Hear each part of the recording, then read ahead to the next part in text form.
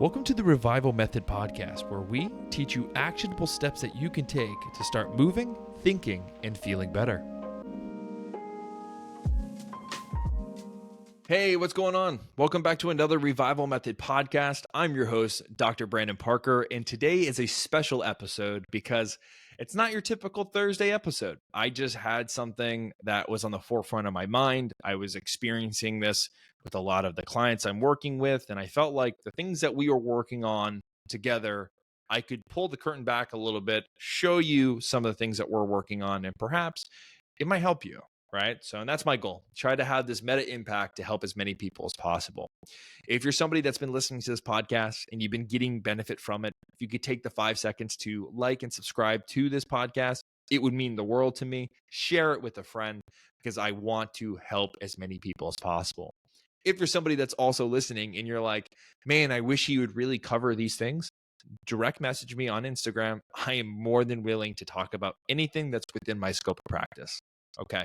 So what is the thing that I wanted to talk about today? Well, I've been seeing a trend amongst my clients recently where they make a tremendous amount of results and then they start to slip back into their own ways, their old ways. And this is actually very common. And the reason why is most people, when they start their lifestyle change of losing weight, building protective strength, and unlocking or restoring their mobility, they start in a place of pain, like whether it be emotional pain or physical pain in the sense of my knees might hurt, or it hurts my feelings when my family has to wait up for me because I'm just not physically strong enough to keep up, things like that. As you start to lose the weight, as you start to move and feel better, that motivational pain that was really propelling you is starting to dwindle because you are starting to feel good. So that's a great situation to be in because it means you're making a tremendous amount of progress. But if you were solely relying on that motivation to propel you, now we're going to be into what I would consider hot water, right? So what do we do here? This is why I have every single one of my clients who has these circumstances write down why they want to change, why they feel like they need to be a better version of themselves. Because when that motivation goes, you need that visual reminder of this is where I was. Another thing that I had to talk about, and hopefully this shines a light on your current dynamic, is I had a client who lost 15 plus pounds in the last 3 months. And it was, of course, safe. And we did it in a way that was very sustainable. She just was primed and ready to go to lose that weight. She also mentioned that she could touch the floor for the first time. She also mentioned that getting up and off the floor, she's not searching for a chair to grab onto to help herself up. She can just get up with no problem. Those are all amazing. But then she started to slip back into her old eating habits or old sedentary ways. And she was getting really stressed out at work, which actually took her priority of herself and her nutrition and her health and put it on the back burner. And she put this deadline at work as the priority.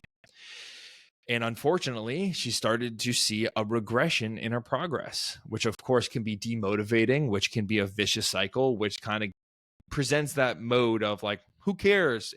I lost all my progress. I might as well keep doing this. And of course, that's a false mindset, but it's very common.